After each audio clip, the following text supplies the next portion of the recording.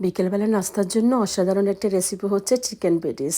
আর এই চিকেন প্যাটিসটা বানাতে আমার যা যা উপকরণ লাগবে আপনাদের সাথে সব শেয়ার করব। প্রথমে চুলাতে ফ্রাই প্যানে পরিমাণ মতো তেল দিয়ে দিলাম, বেশ কিছু অনিয়ন কুচি দিয়ে দিলাম, সাথে দিয়ে দিব 1 কেজি কিমা। এগুলোকে দিয়ে ভালো করে একটু ফ্রাই করে নিব, সামান্য একটু বেড়ে ছেড়ে বেছে নিব।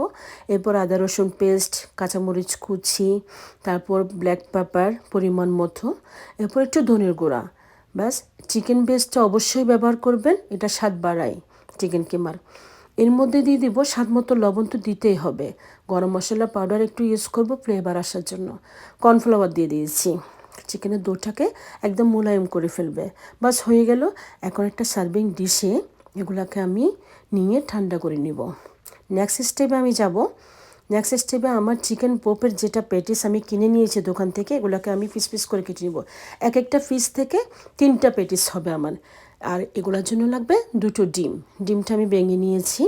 এগুলোকে ভালো করে মিক্স করে এখন পিস করে এগুলোর মধ্যে চিকেনের ডোটা দিয়ে ডিমের পলেপটা চারপাশে দিয়ে ভালো করে সিল করে নিব।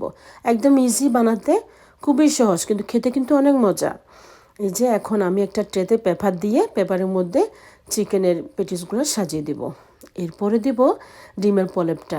আমার হাতের কাছে ব্রাশ ছিল না, সেজন্য আমি চামচের সাহায্যে ডিমের পলেপটা দিয়ে দিয়েছি।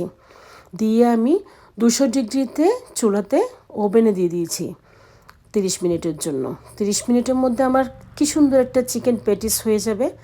এই যে হয়ে গেল চিকেন প্যাটিস।